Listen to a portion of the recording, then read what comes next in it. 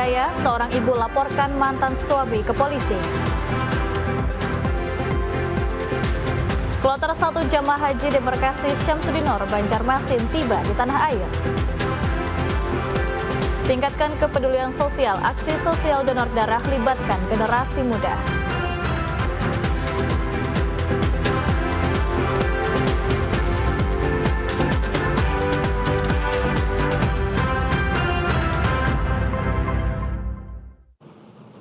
Assalamualaikum warahmatullahi wabarakatuh, selamat sore dan salam damai Banua. Pemirsa, Anda kembali menyaksikan Kalimantan Selatan hari ini, edisi Senin 16 Juni 2025.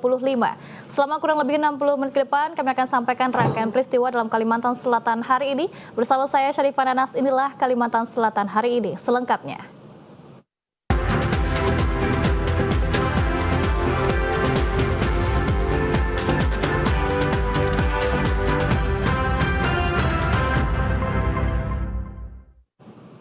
Mengawal informasi hari ini, pemirsa, seorang ibu di Banjarmasin melaporkan mantan suaminya sendiri atas dugaan penganiayaan terhadap anak kandung mereka yang masih berusia 5 tahun. Kasus ini mencuat setelah video kondisi sang anak viral di Instagram. Viralnya Instagram story yang diunggah akun @jahra.anisa menambah daftar panjang dugaan kasus penganiayaan anak di bawah umur di Banjarmasin. Story yang diunggah dalam akun ini memperlihatkan seorang anak kecil berusia 5 tahun ini ditemukan warga terkurung di dalam gudang dengan kondisi memprihatinkan, tubuh penuh lebam dan kaki pincang. Mengetahui kabar ini, Mira, ibu kandung korban, segera melapor ke Polresta Banjarmasin. Mira mengaku tak mengetahui keberadaan sang anak sejak 2 tahun lalu. Usai sang mantan suami berinisial A meminta hak asuh. Dengan mempertimbangkan status sebagai ayah biologis, Mira pun mengizinkan. Namun, sejak saat itu komunikasi mereka terputus. Bahkan setelah video viral ini beredar, Mira baru mengetahui keberadaan sang anak. Sementara dari pengakuan korban, ia mengaku sering dipukul, dibanting, hingga merasakan sakit di kemaluannya. Ternyata yang menemukan anak ulun ini kayak udah menggali gitu duluan bahwa memang anak ulun ini ada bilang pada dasar memang dipukuli lan abahnya gitu. Saat ini proses hukum mulai berjalan untuk mengungkap kebenaran dan memberikan perlindungan maksimal kepada korban. Unit PPA Polresta Banjarmasin mulai lakukan tahap lidik. Seorang agen kapal dilaporkan tenggelam di kawasan Pelabuhan Peti Kemas Trisakti, Banjarmasin. Korban diduga tenggelam karena tergelincir setelah mengantar dokumen kapal ke pelabuhan. Rahmatullah, seorang agen kapal berusia 45 tahun dikabarkan tenggelam di kawasan Pelabuhan Peti Kemas Trisakti, Banjarmasin Sabtu kemarin. Menurut Komandan Regu 2 BPBD Kota Banjarmasin Andi Saputra, berdasarkan keterangan saksi mata, saat itu korban hendak mengantar dokumen kapal melewati tangga monyet. Tangga besi vertikal yang biasa digunakan awak kapal sebagai akses petugas ke pelabuhan. Namun naas, korban diduga tergelincir, kepalanya terbentur beton dermaga, hingga helm keselamatan yang dikenakannya terlepas, dan korban pun terjatuh ke sungai. Upaya pertolongan langsung dilakukan oleh tim gabungan. Hasilnya sekitar 15 menit, korban ditemukan di dasar sungai tidak jauh dari titik nol. Kondisi cuaca dan arus sungai yang bersahabat membantu tim dalam proses evakuasi. Teman korban sempat melakukan pertolongan namun tidak berhasil. Untuk proses evakuasi tadi alhamdulillah kita di sana dengan tim dari terus lagi Polresta Airut, Polresta Banjarmasin, Polda Kalsel juga ada tadi dan dibantu oleh tim penyelam tradisional Water Rescue. Alhamdulillah dalam waktu kurang lebih 15 menit korban berhasil ditemukan. Untuk posisi korban tidak jauh dari titik nol, kurang lebih 2 meter dari titik nol. Setelah dievakuasi, korban dibawa ke Rumah Sakit TPT Banjarmasin untuk pemeriksaan medis, lalu diserahkan kepada pihak keluarga dan dibawa ke rumah duka. Pemirsa, ribuan batang rokok ilegal hasil razia di wilayah Kabupaten Kota Baru dimusnahkan. Pemusnahan rokok ilegal dilaksanakan di lapangan Apel Makolanal Kota Baru. Rokok berbagai merek ini sebelumnya disita dari sebuah kapal yang sedang berlayar di perairan Selat Laut Kota Baru. Dalam operasi yang dilakukan pada awal Juni lalu, tim Second Fleet Quick Response Lanal Kota Baru mengamankan barang bukti sebanyak 31.600 batang rokok. Selanjutnya operasi bersama digelar Bea Cukai Lanal dan Polres Kota Baru dengan melakukan razia di darat. Hasilnya kembali didapatkan 3.600 batang rokok tanpa pita cukai, sehingga total barang bukti menjadi 35.200 batang dengan nilai barang sekitar 52 juta rupiah. Adapun potensi kerugian negara dari cukai yang seharusnya dibayarkan mencapai sekitar 26 juta rupiah. Bahkan rokok kita non-cukai. Jadi kita melaksanakan serentak sesuai arahan dari Panglima TNI untuk melaksanakan pemusnahan. Setelah kita melaksanakan penangkapan di laut Kota Baru, barang kami serahkan ke Bea Cukai. Itu adalah merupakan ranahnya dari Bea Cukai karena ranah Kota Baru tidak punya kewenangan. Sebagai tindak lanjut, kita lakukan operasi bersama dengan Bea Cukai Kota Baru, Lanal Kota Baru, dan juga Polres Kota Baru sebanyak 3.600 batang yang kita ambil juga dari darat dengan nilai barang sebesar 52.227.000 rupiah dengan potensi kerugian negara sebesar 26.259.200 rupiah. Sementara itu, meski terbukti melanggar Undang-Undang Nomor 39 Tahun 2007 tentang cukai, kasus ini tidak ditingkatkan ke penyidikan dengan alasan kepentingan penerimaan negara. Pelanggar hanya dikenakan sanksi administratif berupa denda sebesar 3 kali lipat dari nilai cukai yang seharusnya dibayarkan, yakni sekitar 78 juta rupiah, dan sudah disetorkan ke kas negara. Dari Kota Baru, Fitri, kontributor TVRI Kalimantan Selatan. Pemirsa, Wapres Gibran kunjungi Pasar Rakyat Tabalong. Informasinya sesaat lagi, tetaplah bersama kami.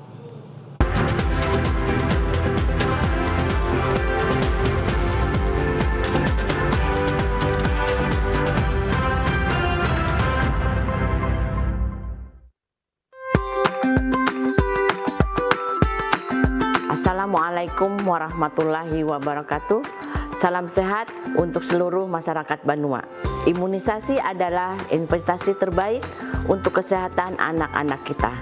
Dengan imunisasi rutin, kita melindungi mereka dari penyakit dan menjaga tumbuh kembang secara optimal. Jangan ragu, jangan tunda. Ayo bawa anak kita ke posyandu, puskesmas, atau fasilitas kesehatan terdekat untuk melengkapi imunisasinya. Mari kita sukseskan imunisasi rutin. Ayo lengkapi imunisasi generasi Banua sehat menuju Indonesia emas. Wassalamualaikum warahmatullahi wabarakatuh.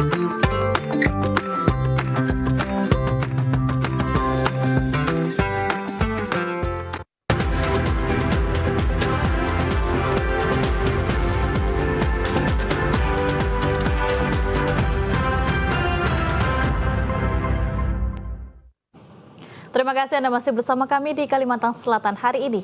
Pemirsa, Wakil Presiden Republik Indonesia Gibran Rakabuming Raka berkunjung ke Pasar Rakyat di Kabupaten Tabalong. Kedatangan Wakil Presiden di pasar ini disambut antusias para pedagang dan warga di Kabupaten Tabalong. Kedatangan Wakil Presiden RI Gibran Rakabuming Raka di Kabupaten Tabalong ini disambut langsung Bupati Tabalong HM Nur Rifani bersama seluruh jajaran. Dalam agenda kunjungannya, Wakil Presiden RI Gibran Rakabuming Raka mendatangi Pasar Rakyat di Kabupaten Tabalong. Dalam kunjungan ini, Wakil Presiden RI Gibran Rakabuming Raka berkesempatan melihat langsung kondisi jual beli dan menyapa para pedagang dan masyarakat di Pasar Rakyat di Kabupaten Tabalong. Berbagai harapan penjual dan masyarakat disampaikan kepada Wapres RI Gibran agar Kabupaten Tabalong bisa semakin maju. Kedatangan Wakil Presiden RI Gibran di Kabupaten Tabalong ini menjadi rangkaian kunjungannya di Dusun Kate di daerah Kalimantan Timur yang berdekatan dengan Kabupaten Tabalong, Kalimantan Selatan.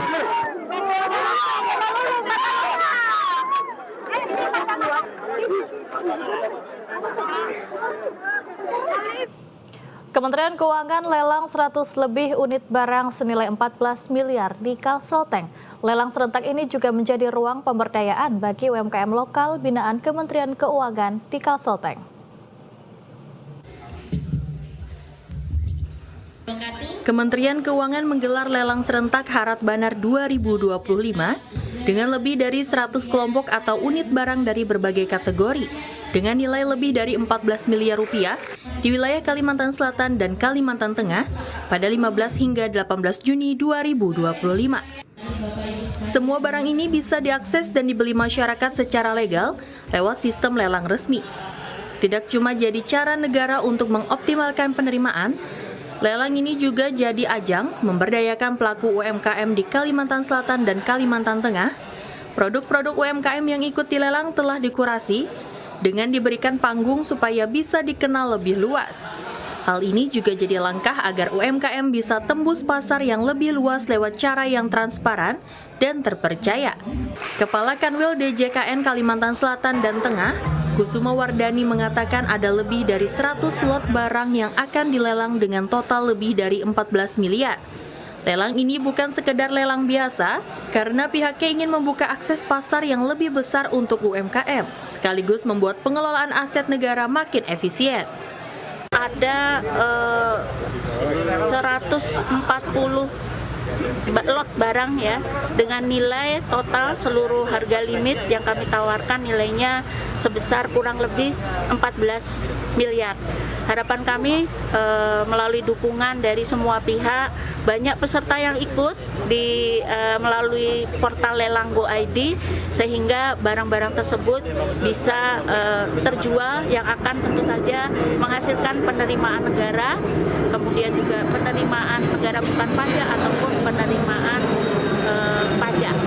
Adapun barang lelang dari barang sitaan pajak sebanyak 25 lot dengan nilai limit 5,32 miliar.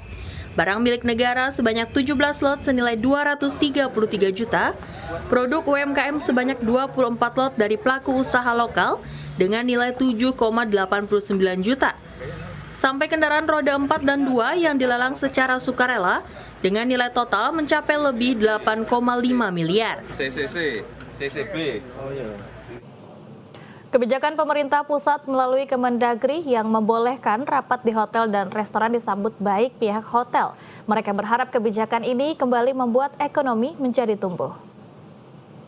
Pemerintah pusat melalui Menteri Dalam Negeri, Tito Karnavian menyampaikan, kebijakan pemerintah yang kembali memperbolehkan Pemda melakukan kegiatan pertemuan di hotel dan restoran.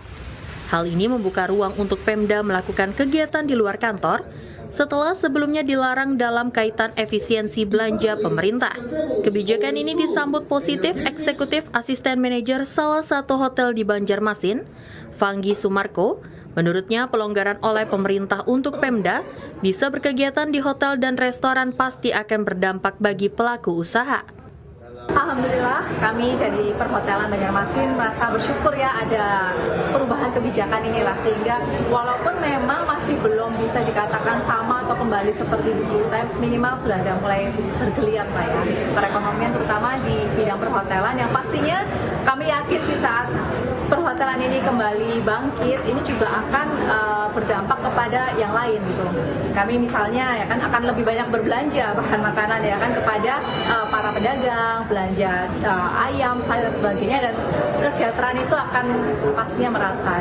Sebelumnya, menurut Fanggi, efisiensi yang dilakukan pemerintah dengan meniadakan kegiatan di hotel dan restoran cukup berdampak bagi mereka. Meski tidak sampai ada kebijakan perumahan karyawan, namun berpengaruh terhadap pendapatan. Untuk meningkatkan pemahaman masyarakat pentingnya konsumsi pangan yang sehat dan bergizi, PKK Tapin bekerja sama dengan Dinas Ketahanan Pangan Tapin menggelar penyuluhan pangan beragam, bergizi, seimbang, dan aman atau B2SA tahun 2025. Kegiatan ini untuk meningkatkan pemahaman masyarakat khususnya kaum ibu akan pentingnya konsumsi pangan yang sehat, bergizi dan aman guna mendukung ketahanan pangan keluarga. Dinas Ketahanan Pangan Kabupaten Tapin bekerja sama dengan tim penggerak PKK Kabupaten Tapin menggelar penyuluhan pangan B2SA atau beragam, bergizi, seimbang dan aman. Penyuluhan ini fokus agar memanfaatkan bahan lokal untuk diolah sebagai pengganti beras dalam konsumsi masyarakat sehari-hari. Kepala Dinas Ketahanan Pangan Tapin, Riza Ramadi mengatakan, Tujuan diadakannya penyuluhan pangan B2SA ini untuk memasyarakatkan keanekaragaman pangan lokal yang ada di daerah Kabupaten Tapin.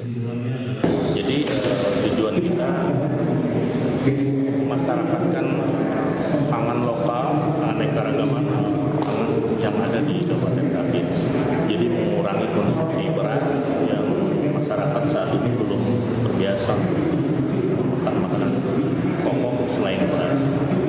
Ketua PKK Tapin, Faridah, mengatakan para peserta agar mengikuti kegiatan dengan baik dan memahami semua materi yang disampaikan oleh narasumber, sehingga hal demikian bisa menjadi ilmu pengetahuan yang bermanfaat dan mampu mendukung peningkatan kesejahteraan keluarga.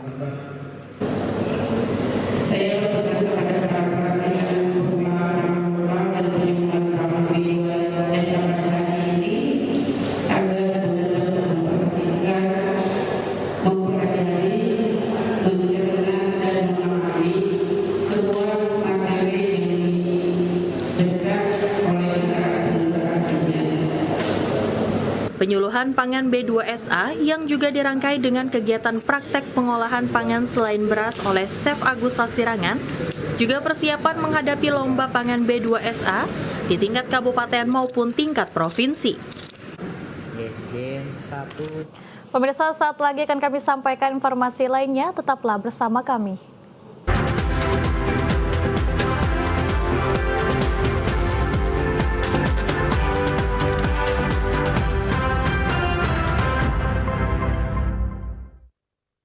Pemenuhan gizi dalam masa pertumbuhan anak menjadi salah satu syarat mutlak membangun generasi unggul sebagai fondasi Indonesia Emas 2045. Program Makan Bergizi Gratis yang digagas Presiden Prabowo Subianto merupakan langkah konkret pemerintah untuk mendongkrak kualitas sumber daya manusia menuju Indonesia Emas 2045. Program Makan Bergizi Gratis memastikan setiap anak mendapatkan akses terhadap makanan bergizi dan memiliki kesempatan tumbuh sehat serta cerdas. Ditargetkan ada 82,9 juta penerima manfaat program Makan Bergizi Gratis, terdiri dari anak-anak, ibu hamil, dan ibu menyusui. Makan Bergizi Gratis, ciptakan generasi unggul untuk Indonesia Emas 2045.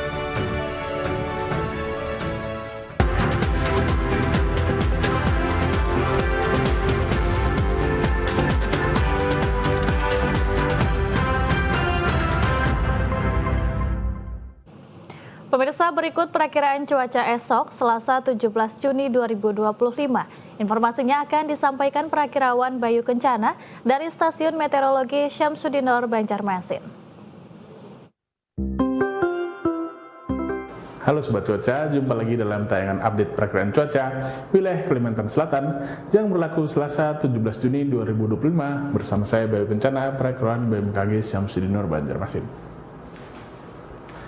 Sobat Cuaca, berdasarkan perakiraan dinamika atmosfer terkini, pusat tekanan rendah berada di Laut Cina Selatan, sehingga menarik massa udara dari benua Australia melewati Indonesia menuju daratan Asia, yang merambat meningkatkan pertumbuhan awan hujan di sebagian wilayah Kalimantan Selatan.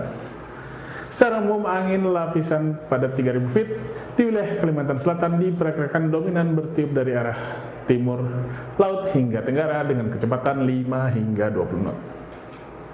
Secara umum, untuk esok hari, angin permukaan diperkirakan bertiup dari arah utara hingga timur dengan kecepatan 6 hingga 19 km per jam. Dengan suhu udara diperkirakan berkisar antara 23 hingga 31 derajat Celcius dan nilai kelembaban udara diperkirakan berkisar antara 66 hingga 99%. Kondisi cuaca pada esok pagi hari secara umum diperkirakan cerah hingga berawan di seluruh wilayah di Kalimantan Selatan. Pada siang hingga sore hari secara umum diperkirakan berawan dan terdapat potensi hujan ringan yang terjadi di wilayah Kota Banjarmasin, Kabupaten Tanah Bumbu, Balangan, dan Tabalong, dan perlu diwaspadai potensi hujan yang dapat disertai kilat atau petir dan angin kencang di wilayah Kota Banjarbaru, Kabupaten Banjar, dan Tanah Laut. Sementara pada malam hari diperkirakan secara umum wilayah di Kalimantan Selatan kondisi cuaca umumnya berawan.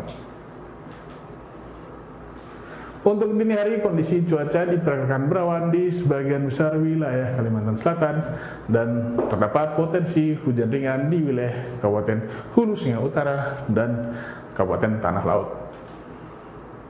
Selanjutnya kita beralih ke informasi tinggi gelombang. Untuk esok hari, tinggi gelombang di wilayah perairan Banjarmasin, Tanah Laut, Tanah Bumbu, dan juga Kota Baru diperkirakan berkisar antara 0,5 hingga 1,25 meter. Demikian update perakiraan cuaca Kalimantan Selatan yang dapat kami sampaikan. Untuk informasi lengkap sobat dapat mengakses di aplikasi Info BMKG atau bisa juga follow di Instagram kami di @cuacakalsel. Nantikan terus update cuaca dari kami. Selamat lanjutkan aktivitas Anda. Terima kasih dan sampai jumpa.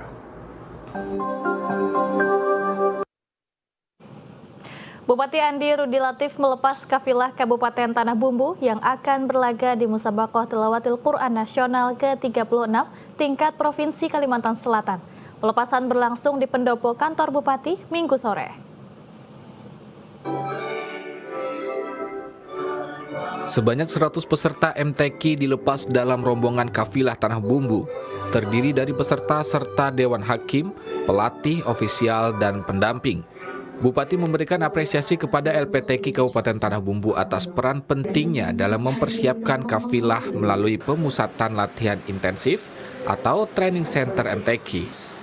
Dalam momentum itu, Bupati menyampaikan pesan penuh makna kepada para peserta, yaitu menjaga kesehatan dengan memperhatikan tempat istirahat dan asupan makanan, serta membangun komunikasi yang baik dalam menyelesaikan setiap permasalahan yang mungkin timbul selama mengikuti ajang MTQ. Ia menekankan lantunan indah dari tilawah Al-Quran tidak hanya sebatas kompetisi, melainkan harus tercermin dalam sikap dan tindakan sehari-hari.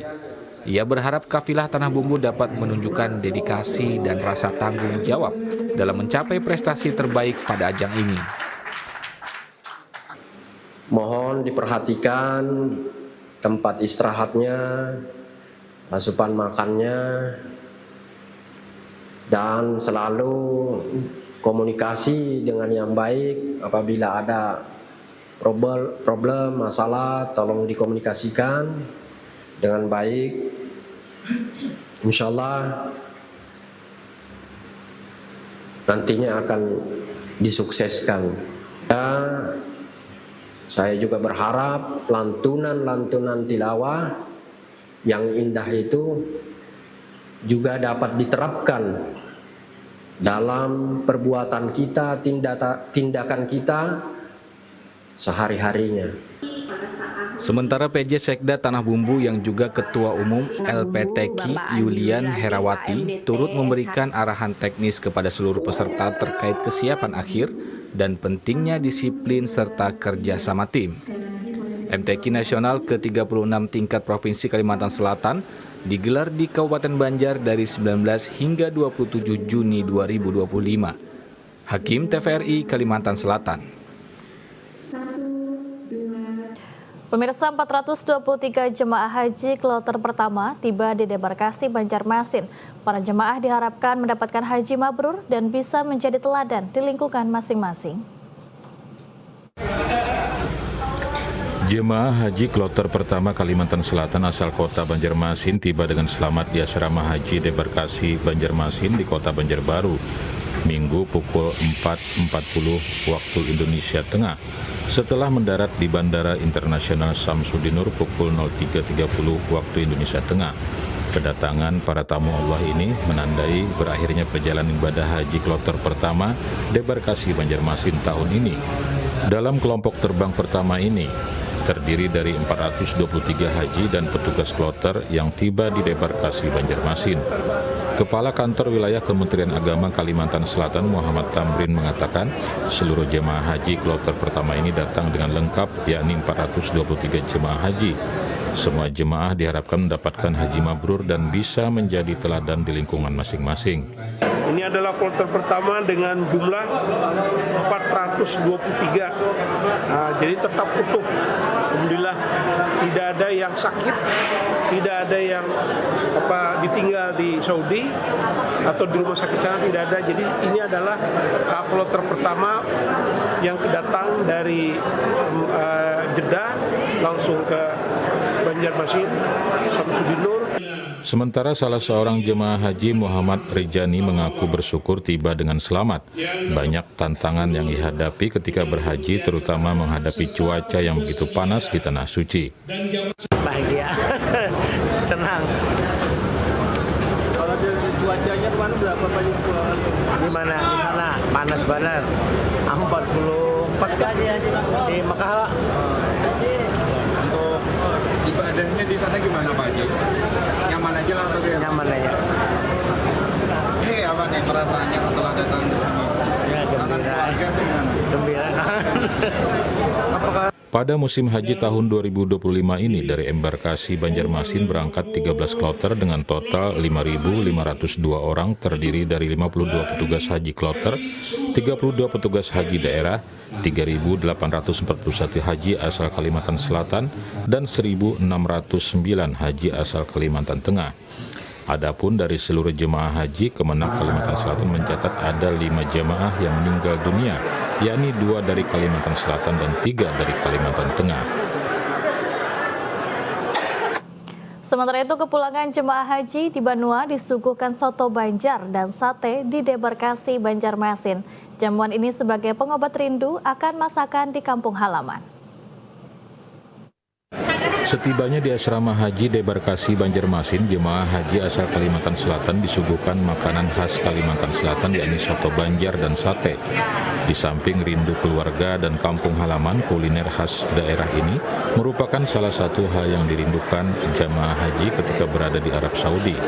Soto Banjar salah satu makanan khas daerah dari sekian banyak kuliner yang dirindukan oleh jemaah haji asal debarkasi Banjarmasin. Menurut salah seorang jemaah haji Fitriansah, dengan adanya suguhan soto Banjar saat kedatangan di debarkasi Banjarmasin menjadi pengobat rindu makanan khas daerah. Bukan tanpa alasan, selama melaksanakan ibadah haji ia tidak pernah lagi mencicipi makanan khas daerah seperti soto Banjar ini. Hari ini kita dijamu oleh Wali Kota Banjarmasin dengan soto Banjar plus sate, nikmat luar biasa. Alhamdulillah, terima kasih Wali Kota. Demikian, terima kasih. Berarti sudah aganangan benar kan masakan Banjar nih? Aganangan benar. Alhamdulillah. Habis malah tadi lah. Habis. Alhamdulillah. Sementara Kepala Kantor Wilayah Kementerian Agama Provinsi Kalimantan Selatan Muhammad Tamrin mengatakan, sebagai pengobat kerinduan jemaah haji debarkasi Banjarmasin, setiap kedatangan akan disuguhkan soto Banjar serta sate di asrama haji. Nah, kalau datang tengah malam, pas jam 1, jam 2 itu makan malam dulu. Dan ini disediakan, difasilitasi oleh para bupati wali kota di Kalimantan Selatan khususnya.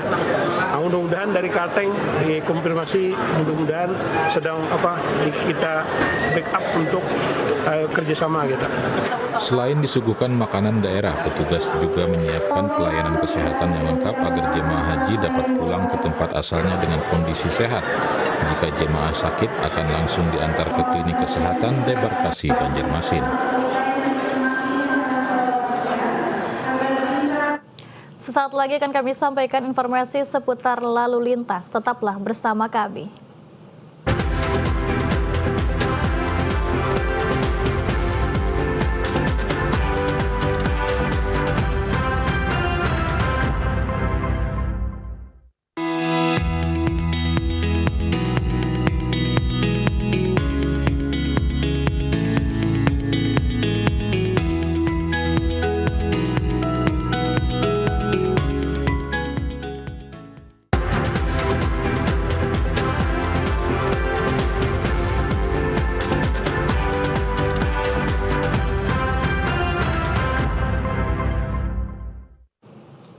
Pemirsa, berikut kita ikuti laporan informasi lalu lintas dari 13 kabupaten kota di Kalimantan Selatan, kerjasama TVRI dengan Direktorat Lalu Lintas Polda Kalimantan Selatan.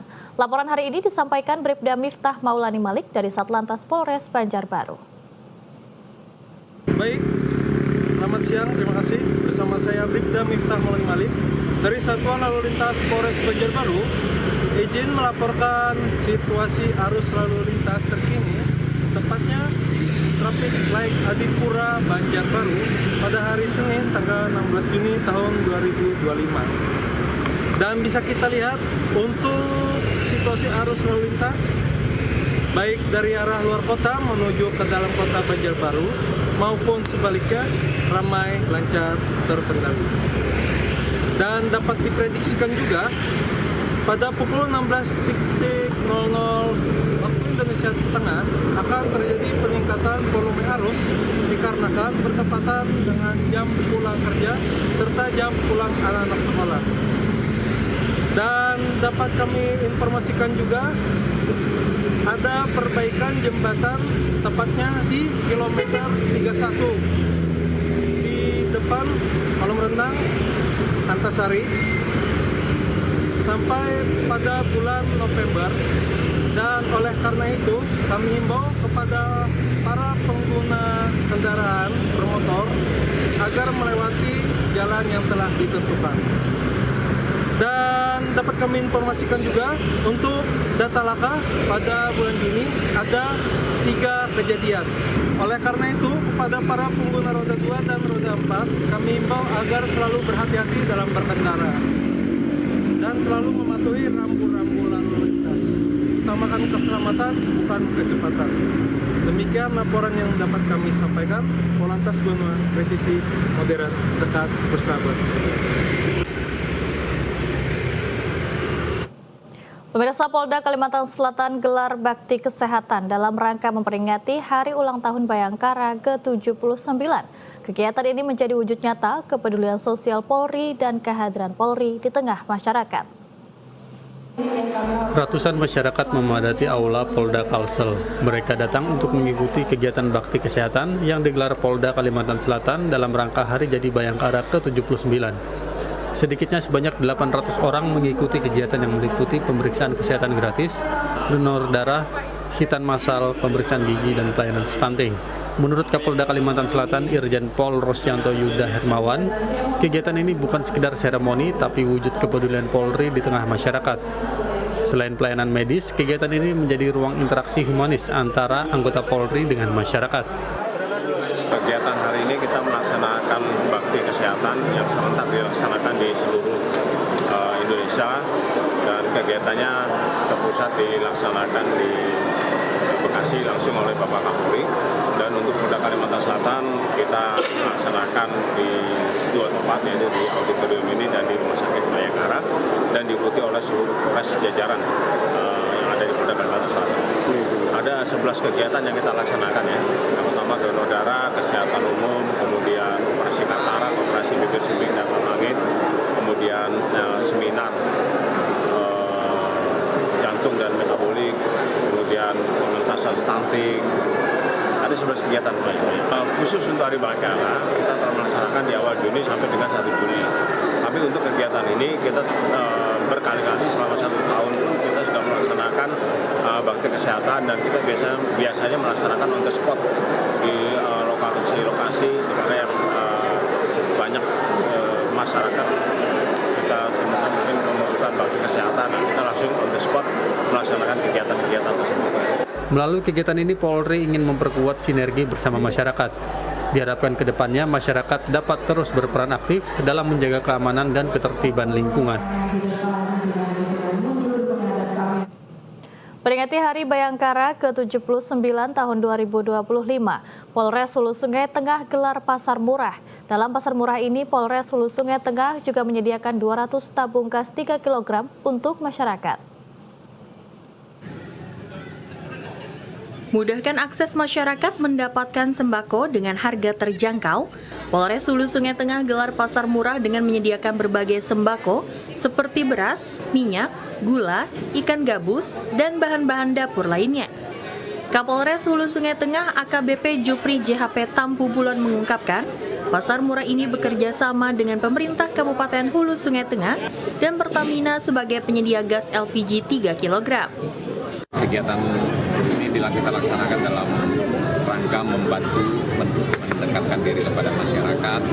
Jadi ada beberapa event kegiatan. Yang pertama, bakti bakti sosial dan bakti kesehatan. Bakti sosial ini kita berupa melaksanakan kegiatan pasar murah atau bazar yang kita buka untuk umum.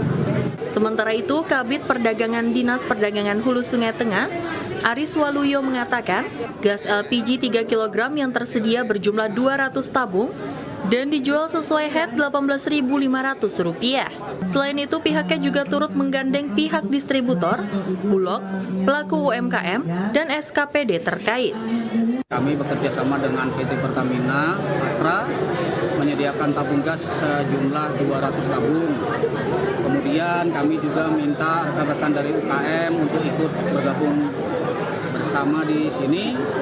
Rekan-rekan distributor dan juga dari Bulog, Dinas Pertanian, Dinas Ketahanan Pangan juga ada. Selain pasar murah, dalam peringatan Hari Bayangkara ke-79 ini, Polres Hulu Sungai Tengah juga menggelar bakti kesehatan dan pengobatan gratis. Selain itu, Polres Hulu Sungai Tengah juga menggelar kegiatan donor darah. Ahmad Rizky, kontributor TVRI Kalimantan Selatan. Pemirsa, Polresta Banjarmasin gelar bakti sosial dan bakti kesehatan guna memperingati Hari Ulang Tahun Bayangkara ke-79. Kegiatan ini mendapat antusias tinggi dari masyarakat dan menjadi wujud nyata kehadiran Polri di tengah masyarakat. Ratusan warga terlihat memadati Polresta Banjarmasin sejak Senin pagi. Mereka datang untuk mengikuti kegiatan bakti sosial dan bakti kesehatan yang digelar Polresta Banjarmasin dalam rangka Hari Jadi Bayangkara ke-79. Sedikitnya sebanyak 500 orang mengikuti kegiatan yang meliputi pemeriksaan kesehatan gratis, donor darah, dan pembagian sembako. Sebanyak 600 paket sembako disediakan dan langsung disalurkan kepada masyarakat yang hadir dari berbagai kalangan, mulai dari pengemudi ojek online, masyarakat umum, hingga organisasi masyarakat. Menurut Kapolresta Banjarmasin, Kombes Pol Cuncun Kurniadi, kegiatan ini merupakan bagian dari komitmen Polri untuk hadir dan melayani masyarakat, sekaligus mempererat hubungan antara polisi dan warga.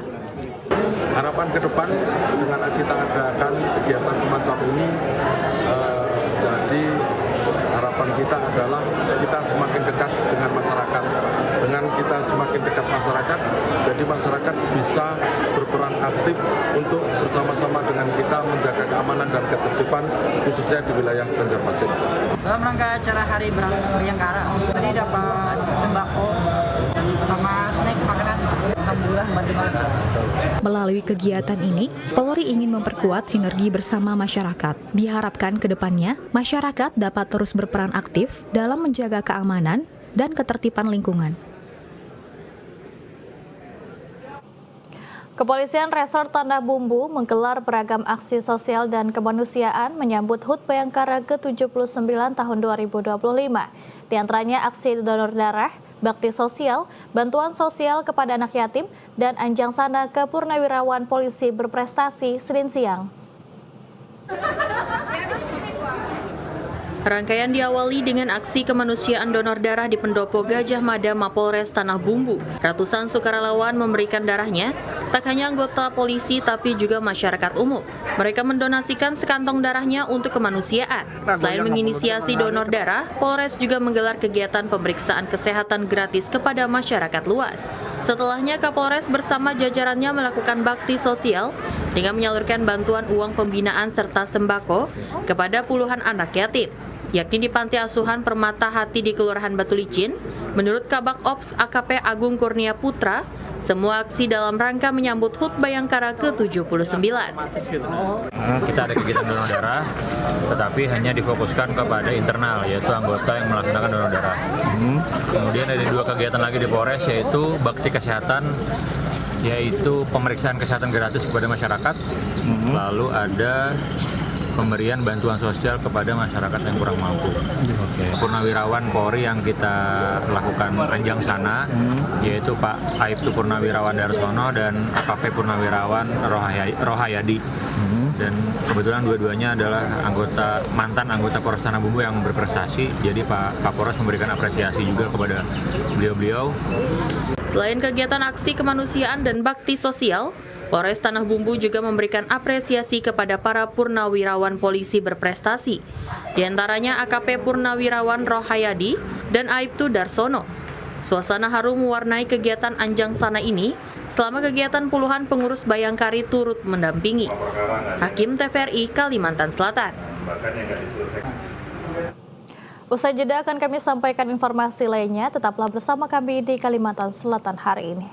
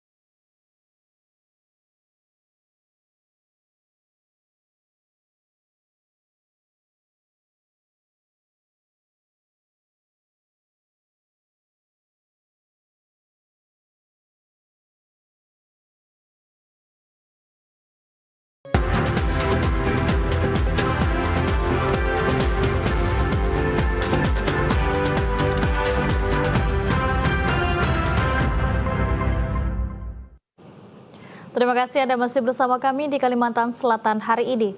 Pemirsa, peringati Hari Donor Darah Sedunia, Palang Merah Indonesia Kabupaten Tapin gelar aksi donor darah dengan menyasar para generasi muda. Aksi donor darah biasanya dilakukan di kawasan Rantau Baru maupun di perusahaan yang ada di Tapin. Kali ini bertepatan Hari Donor Darah Sedunia tahun 2025, PMI Tapin gelar donor darah di salah satu kafe di Kabupaten Tapin. Dipilihnya kafe sebagai lokasi donor darah bertujuan untuk menyasar pengunjung kafe yang kebanyakan merupakan generasi muda. Karena selama ini para pendonor darah kebanyakan adalah para orang tua dan sangat jarang ada generasi muda yang mau mendonorkan darahnya. Ketua PMI Tapin Dedi Arif Budiman mengatakan pihak PMI tidak menargetkan kantong darah, namun ingin mengajak generasi muda agar dapat rajin mendonor darah. Kami melaksanakan kegiatan donor darah kolaborasi dengan Grafio Kopi, yang mana ini ada rangka memperingati Hari Donor Darah Sedunia. Dan hari ini hari Minggu, target kami adalah mungkin juga pengunjung kafe dan juga orang-orang yang sedang berolahraga di pagi hari. Memang targetnya adalah para milenial juga karena biasanya orang-orang yang nongkrong di kafe ini kan memang anak-anak muda biasanya. Untuk kebutuhan kantong darah sendiri, biasanya di Kabupaten Tapin mencapai 20 kantong darah setiap harinya. Bullying masih menjadi ancaman serius di kalangan pelajar. Selain maraknya judi online yang juga menyasar generasi muda, kampanye anti-bullying dan judi online terus dilakukan SMA Negeri 7 Banjarmasin dengan sasaran seluruh siswa. Kasus bullying atau perundungan dan judi online atau judol saat ini sudah menjadi masalah serius tak terkecuali di lingkungan sekolah. Untuk mencegah timbulnya kasus bullying dan korban judol, SMA Negeri 7 Banjarmasin bersama komite sekolah melakukan kampanye anti-bullying dan judi online. Kampanye dalam bentuk sosialisasi kepada siswa melalui kegiatan saat upacara dan banner yang bisa dilihat para siswa. Ketua Komisi SMA Negeri 7 Banjarmasin, S. Dinarja mengatakan, stop perundungan dan judi online harus dilakukan agar jangan sampai menambah korban baru. Tentunya juga kita dari komite selalu berharap program anti-bullying seperti yang Bian terlihat di sini, ini merupakan pesan bahwa kita harus bersama saling mengasihi dan program yang memang ini terus kita jalankan, mudah-mudahan tidak ada kasus bullying lagi ya. Itu aja mungkin. Khusus di SMA 7 kita galakan anti-bullying ini gitu. Jadi mudah-mudahan pemerintah juga ada solusi terbaik untuk mengatasi masalah ini. Perundungan dan judi online terus menjadi masalah.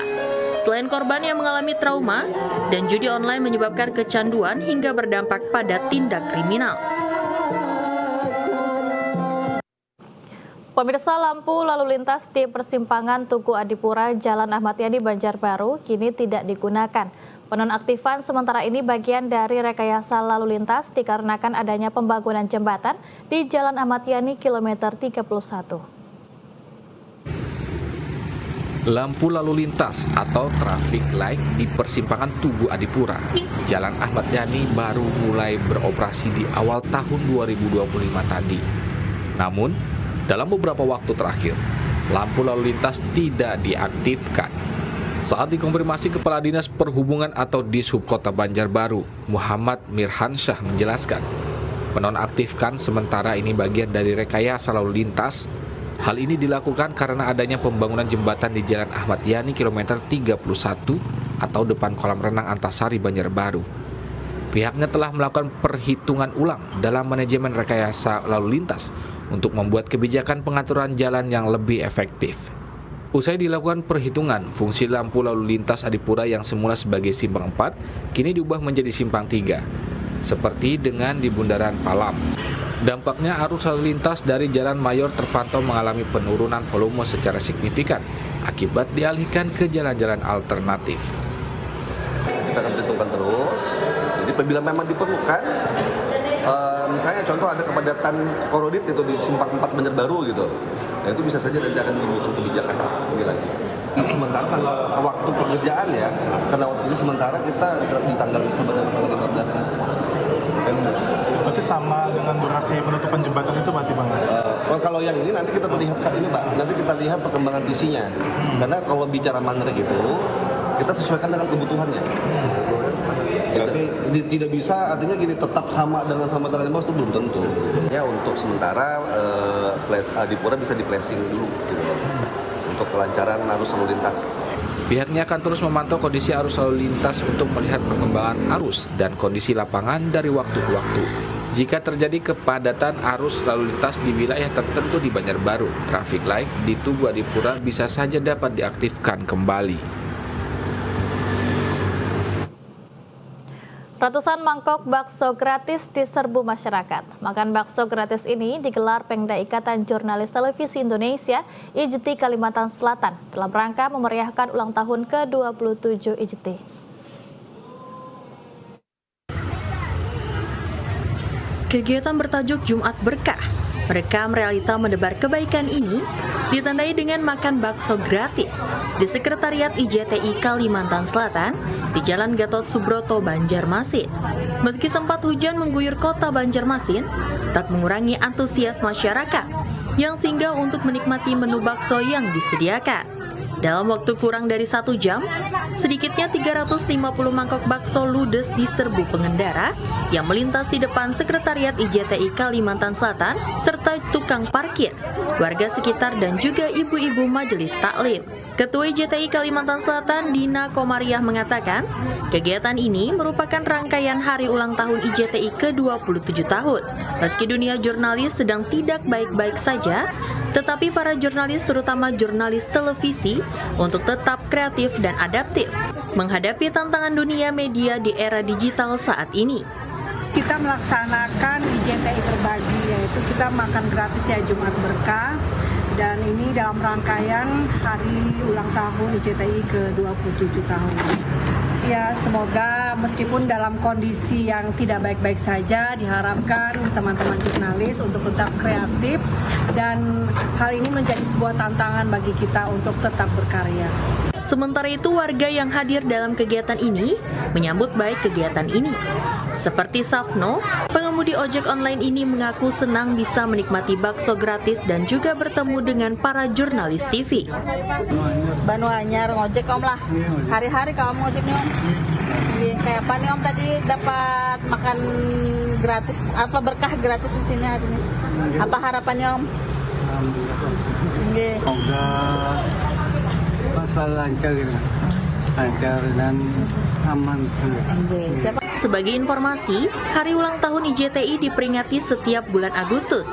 Tema nasional HUT ke-27 IJTI mengusung semangat unstoppable, press freedom, jurnalisme positif memperkuat kemerdekaan pers, dan kedaulatan informasi nasional di era disrupsi. Lestarikan budaya dan makanan khas Banjar melalui kegiatan Kampung Banjar menjadi event tahunan di SMA Negeri 7 Banjarmasin. Event para siswa ini memperkenalkan aneka makanan dan kesenian khas Banjar.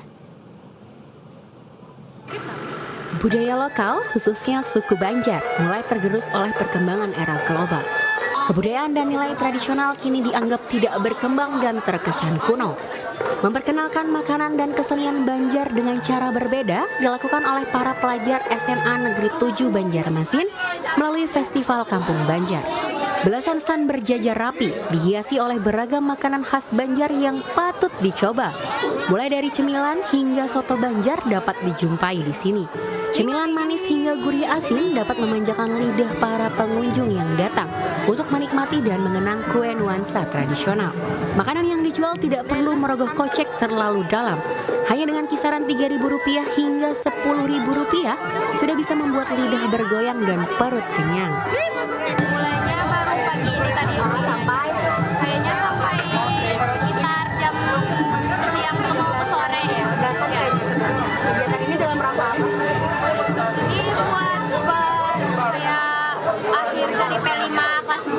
Jadi buat ada event ulang tahun suami juga. Jadi para siswanya kue Madara kayak gitu. Jadi Madara itu kayak Maharabu ya daerah Sulang. Jadi bikinnya acara namanya Kampung Banjar. Terus kalau misalnya untuk masakan Banjar, masakan khas Banjar ya. Persiapannya dari kapan? Persiapannya kan itu dari 3 minggu yang lalu, jadi sebelum acara 1 bulan sebelum acara ini sudah persiapan. Kemudian kan ini ada makanan yang dijual. Ini bikin sendiri kah? Ada beberapa yang salah satunya dibikin sendiri, ada yang kayak pantatak kita bikin sendiri. Berarti kelompok kerjasama? Iya. Selain perut yang sudah dimanjakan, kita juga disuguhi dengan kesenian khas Banjar, yakni Madihin dan Mamanda. Lantunan musik khas Banjar menjadi pengantar kesenian ini. Lanjutkan saudara, mari saudara.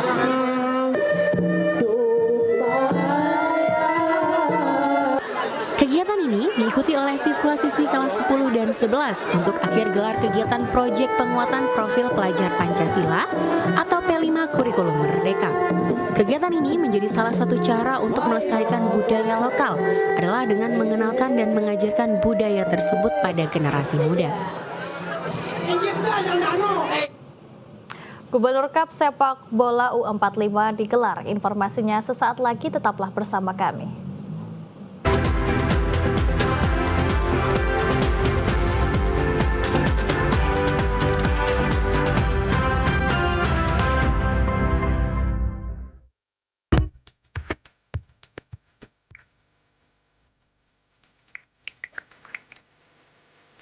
Menjelajahi kota seribu sungai, tak lengkap rasanya apabila tak juga menikmati kekhasan panganan.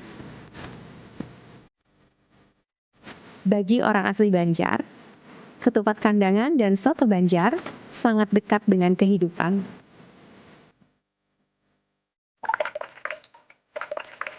Soto Banjar punya ciri sendiri. Kuahnya yang keruh akan susu membuatnya berbeda dari soto daerah lainnya.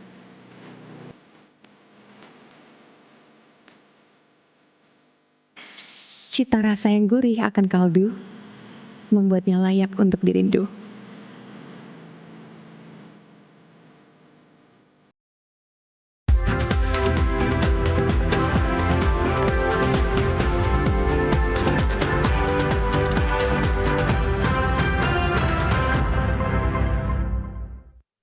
Pemerintah Provinsi Kalimantan Selatan menggelar Gubernur Cup U45 di lapangan sepak bola Kayutangi, Banjarmasin. Kegiatan ini diikuti 20 tim sepak bola yang rata-rata pemain legenda sepak bola di Kalimantan Selatan. Seluruh peserta yang berbahagia, Digelarnya Gubernur Cup U45 sebagai bentuk apresiasi dan menghidupkan kembali dunia sepak bola di Kalimantan Selatan. Gubernur Kalimantan Selatan melalui PLT Kepala Dinas Pemuda dan Olahraga, Fitri Hernadi mengatakan, kegiatan ini diikuti 20 tim sepak bola yang ada di Kalimantan Selatan dan rata-rata para pemain telah berusia 45 tahun yang merupakan legenda sepak bola di Kalimantan Selatan bahkan nasional. Ini kita membuka sepak bola legend U45 Provinsi Kalimantan Selatan yang diikuti oleh 20 tim ya. Alhamdulillah, artinya para legend yang pernah berjaya di Kalimantan Selatan kembali berkompetisi, dan ini harapan kami bisa membangkitkan semangat para anak muda, para atlet yang saat ini berjuang maupun nanti yang saat ini masih berupa bibit-bibit olahraga di Kalimantan Selatan untuk ikut juga membudayakan olahraga, gemar olahraga, dan semangat fair play juga bisa ditiru oleh para remaja. Salah seorang legenda sepak bola Kalimantan Selatan, Frans Sinatrahwe, menyampaikan kegiatan ini diharapkan dapat memberikan semangat bagi generasi muda semakin mencintai dunia olahraga, terutama sepak bola. Kami berterima kasih atas nama tim legend seluruhnya bahwa diadakan ajang festival ini untuk mengikat tali silaturahmi kembali, yang seperti Pak Dispora tadi bilang bahwa ini adalah untuk membangkitkan dan memberikan contoh yang baik kepada penerus-penerus kita agar bisa lebih berprestasi pada kedepannya. Kegiatan ini ditandai dengan penendangan bola oleh PLT Kepala Dinas Pemuda dan Olahraga Kalimantan Selatan, Fitri Hernadi. Sedangkan pertandingan dibuka antara tim sepak bola Kabupaten Balangan dan tim sepak bola Kalimantan Pos Gubernur Cup U45 digelar dari 13 sampai 16 Juni 2025 di lapangan Kayu Tangi, Banjarmasin. Itu tadi sekaligus menutup perjumpaan kita. Demikian Kalimantan Selatan hari ini. Saya Syarifah Nanas mewakili kerabat kerja yang bertugas pamit undur diri dari hadapan Anda. Wassalamualaikum warahmatullahi wabarakatuh. Selamat sore dan salam damai Banua.